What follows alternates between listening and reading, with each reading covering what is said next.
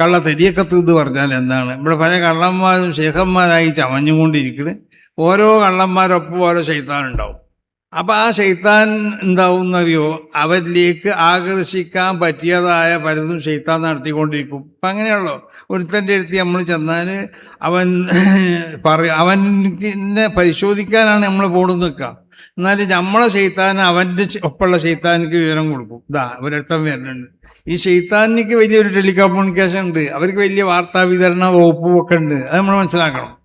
ഇത് അന്നെ ഒരാൾ വരണുണ്ട്, ചെല്ലുമ്പോൾ തന്നെ അവൻ നെട്ടിച്ചാളെന്ന് പറയും. അപ്പം നമ്മൾ ചെല്ലിൻ്റെ മഴ നമ്മളോട് ചോദിക്കും, ഈ എന്നെ പരിശോധിക്കാൻ വന്നതല്ലേന്ന്. പിന്നെ നമ്മൾ ഇയാളേക്ക് തെരിയക്കത്ത് വാങ്ങിക്കൊണ്ടോ അല്ലെങ്കിൽ അയാളൊപ്പം കൂടുതൽ അയാളെ നമ്മൾ വിടൂല.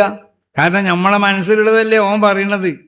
അപ്പം അതാണ് നമ്മൾ മനസ്സിലാക്കണം. അതാണ് ഏത് പേച്ച വഴികളാണെങ്കിലും ആ വഴിയിലൊക്കെ ശൈത്താൻ്റെതായ ശക്തമായ പ്രവർത്തനങ്ങളുണ്ടാവും, ശൈത്താനുണ്ടാവും. അപ്പം ഇതൊക്കെ മനസ്സിലാക്കിക്കൊണ്ടിട്ടാണ് മഹാന്മാരാവുന്ന നമ്മളെ അസാധ്യതത്വമൊക്കെ തെരിയക്കത്തുകൾ ഇവിടെ വരുമ്പോൾ, അല്ലെങ്കിൽ തെരിയക്കത്തിൻ്റെ തെരിയക്കത്തിൽ നമ്മൾ എതിർക്കണവരല്ല. തെരിയക്കത്ത് വേണ്ടേ? തെരിയക്കത്ത് റസൂലുള്ളാഹി സ്വല്ലല്ലാഹു അലൈഹി വസല്ലമ തങ്ങൾ ഇവിടെ തെരിയക്കത്ത് സ്ഥാപിച്ച ആളാണ്. അങ്ങനെയല്ലേ? റസൂലുള്ളാഹി സ്വല്ലല്ലാഹു അലൈഹി വസല്ലമ തങ്ങൾ, കാരണം അത് ശരീഅത്തിനോട് മുവാഫിഖായി കൊണ്ട് മാത്രമേ ജനങ്ങളെന്താക്കിക്കളെ അവർക്ക് അവരെ ജീവിക്കാൻ ആവശ്യമാവുന്ന കാര്യങ്ങൾ പറഞ്ഞു കൊടുത്ത് ശരീഅത്തിൻ്റെ റൂട്ടിൽ കൂടി ജനങ്ങളെ സഞ്ചരിപ്പിക്കുക. അതാണ് തെരീഖത്തിൻ്റെ മശായിഖന്മാരൊക്കെ ചെയ്തത്. അതാണ് റസൂലുള്ളാഹി സ്വല്ലല്ലാഹു അലൈഹി വസല്ലമ തങ്ങളും ചെയ്തത്.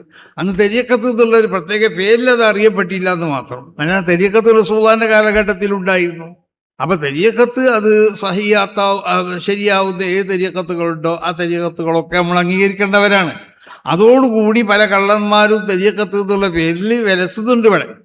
അപ്പം അതിനെതിരിൽ നമ്മൾ അത് മനസ്സിലാക്കണം, നമ്മൾ ആളുകൾക്ക് അത് മനസ്സിലാക്കി കൊടുക്കണം. അതാണ് മുമ്പ് ഇവിടെ കണ്ടേ നൂറ് ഷാ തെരീഖത്ത് വന്നു, മഹാന്മാരാവുന്ന ഉസ്താദന്മാർ ആദ്യം അതിൻ്റെ യാഥാർത്ഥ്യം അവർക്ക് മനസ്സിലായി, പിന്നീട് അവർ പഠിച്ചു വേഗം അത് തള്ളപ്പെടേണ്ടതാണ്. ഇപ്പം നൂറ് ഷാ തെരീഖത്ത് പരിശോധിച്ച് നോക്കുക, അതിൽ അന്ന് നമ്മൾ എതിർത്തിയ സംഗതികളൊന്നും പോലെ ഇതില്ല എന്നാണ് അവർ പറയുന്നത്. കാരണം അവർക്ക് വിവരമില്ലാത്തതുകൊണ്ടാണ് അന്ന് അതൊക്കെ ചെയ്തത്. പിന്നെ വിവരമുള്ള ആളുകൾ ഇത് തെറ്റാണെന്ന് പറഞ്ഞപ്പോൾ അതിനൊക്കെ ഒരു വിബലിയാണ്.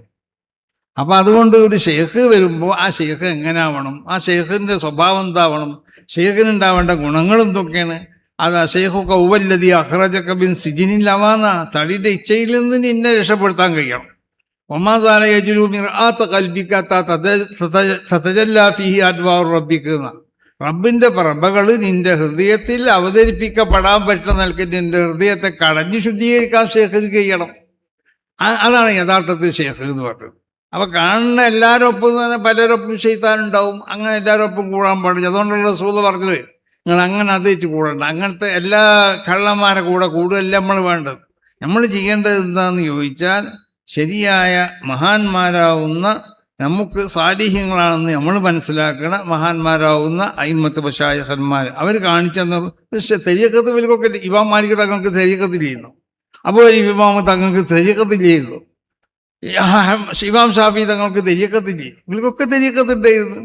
അവർക്കൊക്കെ തെരീഖത്തിൽ മശായിഖന്മാരുണ്ടായിരുന്നു. അപ്പം തെരീഖത്ത് തള്ളപ്പെടേണ്ട ഒന്നല്ല, തെരീഖത്ത് നമ്മൾ അംഗീകരിക്കണമെന്നാണ്. തെരീഖത്ത് വേണം.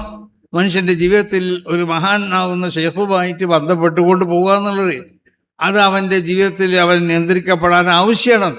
അതിന് പറ്റുന്ന ആളുകളുണ്ടെങ്കിൽ അവരെ കൂടെ കൂടണം, ഇല്ലെങ്കിൽ സ്വലാത്ത് ചൊല്ലിക്കോ.